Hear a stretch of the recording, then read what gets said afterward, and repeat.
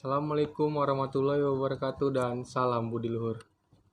Perkenalkan, nama saya Muhammad Rizky Fatullah dengan NIM 1831501943 dan saya dari Universitas Budi Luhur. Pada video kali ini saya ditemani oleh saudara saya yang bernama Galang Ramadan. Video ini adalah untuk memenuhi syarat ujian akhir semester pada mata kuliah Manajemen Strategi Kelompok FA dengan dosen pengampu Dr. Muhammad Mabrur Taufik SAG SEMM.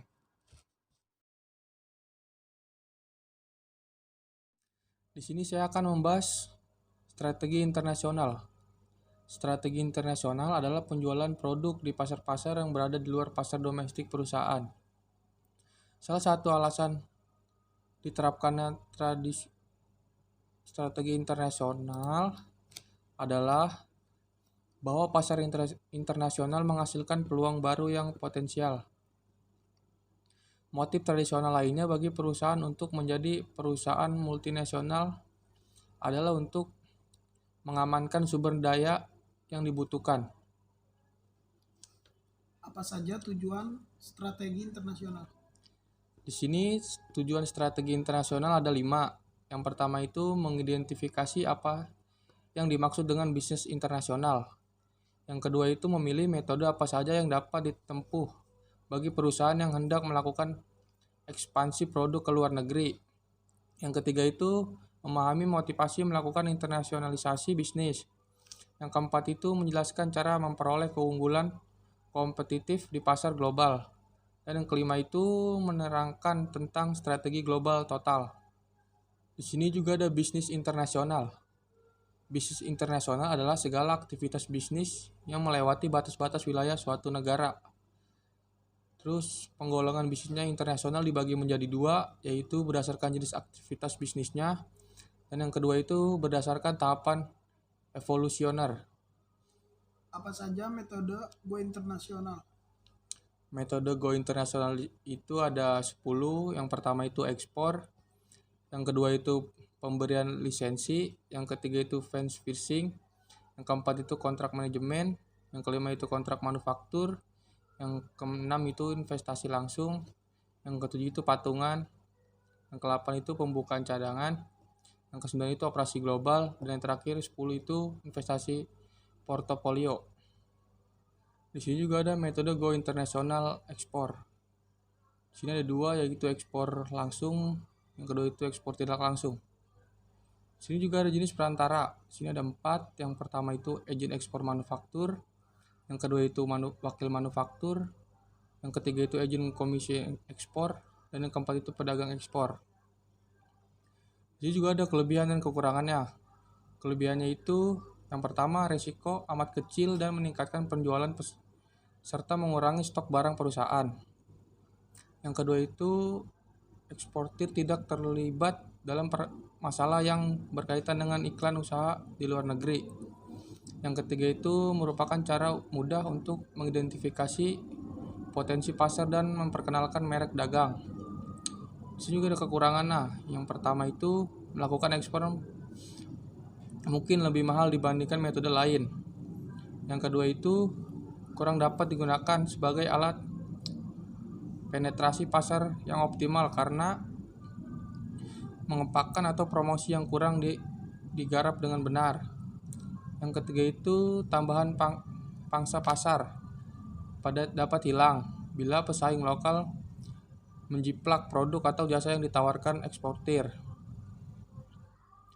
Di sini juga ada metode go internasional lisensi. Yang pertama itu melalui lisensi atau suatu perusahaan memberikan lisensi menghibarkan beberapa hak kepada perusahaan asing yang meliputi pemberian hak untuk memproses hak paten, program, merek, hak cipta atau keahlian. Di sini juga ada kelebihan dan kekurangannya. Kelebihannya itu di sini yang pertama memberi lisensi menerima tambahan keuangan dibanding hanya terpaku pada suatu proses atau metode dalam negeri. Yang kedua itu dapat memperluas siklus hidup produk perusahaan. Yang ketiga itu perusahaan memberi lisensi sering mengalami peningkatan penjualan atas pergantian suku cadang di luar negeri. Yang keempat itu, bagi perusahaan menerima lisensi akan mendapat hak memproses dan teknologi. Di sini juga ada kekurangannya. Yang pertama itu membatasi kesempatan mendapat keuntungan di masa depan karena hak khusus perusahaan diperluas sampai periode tertentu. Yang kedua itu dengan memberikan hak kepada perusahaan lain, perusahaan memberi lisensi kehilangan kontrol terhadap kualitas produk dan proses. Di sini ada metode Go International Franchising. Waralaba atau franchising hampir sama dengan pemberian lisensi. Selain menghibahkan izin menggunakan nama, proses, metode, atau merek, perusahaan induk membantu menerima franchising dalam operasi dan atau pasok bahan mentah. Di sini ada kelebihannya. Yang pertama itu meningkatnya penerima dan perluasan nama merek produk. Di sini juga ada kekurangannya. Kekurangan itu ada dua. Yang pertama itu bagaimana salah satu mengatasi kontrol terhadap kualitas dan standar operasi. Yang kedua itu perlunya melakukan sedikit adaptasi terhadap produk atau jasa yang sudah distandarisasi. Di sini ada juga metode internasional kontrak manajemen. Kontrak manajemen terjadi bila suatu perusahaan menyewakan keahliannya atau pengetahuannya kepada pemerintah atau perusahaan luar negeri dalam bentuk orang yang datang kepada pemerintah atau perusahaannya dan mengelola kepentingan mereka. Sini juga ada metode Go International Kontrak Manufaktur. Dalam kontrak manufaktur melakukan kontrak dengan mitra lokalnya dalam jasa manufaktur, namun tidak mendirikan lokasi produk sendiri, melainkan melakukan subkontrak produksi yang dapat berubah. Sini juga ada metode Go International Investasi Langsung. Sini ada investasi asing dapat berupa yang pertama itu patungan, yang kedua itu mendirikan cabang yang dimiliki penuh. Sini juga ada alasan investasi. Ada 3. Yang pertama itu memperoleh akses terhadap pasar yang lebih besar. Yang kedua itu mengambil keuntungan atas perbedaan biaya di pasar luar negeri. Yang ketiga itu sebagai strategi bertahan untuk menghadapi gerakan pesaing utamanya untuk mengikuti merek yang memasuki pasar baru. Di sini juga ada metode Go International Patungan. Patungan atau joint interview atau kerjasama bisnis di mana satu atau lebih perusahaan bergabung bersama untuk mendirikan beberapa jenis operasi. Dan dapat dilakukan dengan 2 TNC, suatu TNC dengan pemerintah atau suatu TNC dengan melakukan bisnis lokal. Di sini juga ada kelebihan dan kekurangan. Di sini kelebihannya itu ada 4. Yang pertama itu dengan patungan, TNC dapat meningkatkan pertumbuhan dan akses ke pasar baru sekaligus menghadiri tarif dan pajak yang berlebihan. Yang kedua itu dapat menetralisasi pesaing yang ada dan potensial, sekaligus melindungi perusahaan dari risiko dinasionalisasi karena pemerintah lokal berkepentingan terhadap suksesnya operasi perusahaan. Yang ketiga itu lebih mudah memperoleh modal di pasar lokal. Yang keempat itu pemerintah lokal memberikan keringanan pajak sebagai insentif bagi perusahaan asing melakukan patungan dengan perusahaan lokal. Di sini juga ada kekurangannya. Ada 3. Yang pertama itu bagi TNC, patungan berarti membatasi pengembalian keuntungan ke kantor pusatnya. Yang kedua itu bila operasi usaha berhasil, seringkali mengundang nasionalisasi oleh pemerintah negara tuan rumah.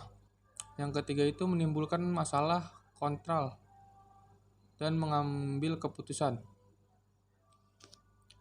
Di sini juga ada metode Go International cabang yang dimiliki penuh. Dengan mendirikan cabang di luar negeri yang dimiliki penuh, perusahaan dapat menjaga kontrol menyeluruh terhadap pemasaran, penentuan harga, keputusan produksi, dan mempertahankan kelebihan teknologi. Perusahaan berhak memperoleh 100% laba yang dihasilkan oleh cabangnya di luar negeri. Dalam mendirikan cabang, perusahaan dapat memilih mengakuisisi perusahaan yang telah berjalan atau mendirikan pabrik sendiri. Di sini juga ada metode Go International operasi global.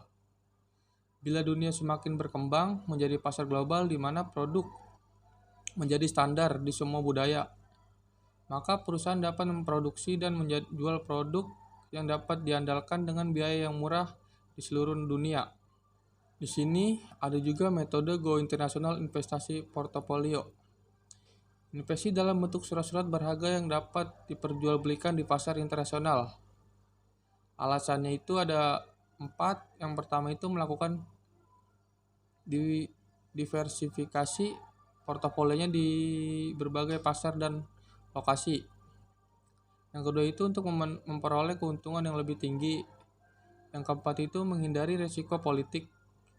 Yang kelima itu berspekulasi di pasar vault asing. Sini ada juga international business motivasi. Teori pasar tidak sempurna, yaitu masing-masing negara mempunyai sumber daya yang berbeda dalam memproduksi suatu barang. Sini juga ada teori keunggulan komparatif. Negara atau perusahaan dianjurkan untuk melakukan spesialisasi produk dan ekspor pada produk yang mempunyai keunggulan komparatif dan mengimpor produk yang tidak mempunyai keunggulan komparatif. Teori siklus produk. Perkembangan hidup suatu produk mengikuti siklus. Masa awal, masa pertumbuhan, masa kematangan, masa proses penurunan. Cara memperoleh keunggulan kompetitif di pasar global. Yang pertama itu mengurangi biaya versus adaptasi pada pasar lokal. Kedua itu strategi internasional.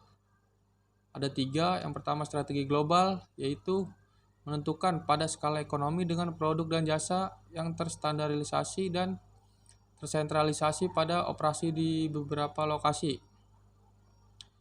Kedua itu strategi multi domestik, yaitu menekankan pada diferensi produk dan masa untuk dapat beradaptasi dengan pasar lokal. Yang ketiga itu strategi transnasional, yaitu mencoba mengoptimalisasi eksistensi, adaptasi lokal, dan pembelajaran. Sekian presentasi dari saya, kurang lebihnya mohon maaf. Wassalamualaikum warahmatullahi wabarakatuh dan salam budi luhur.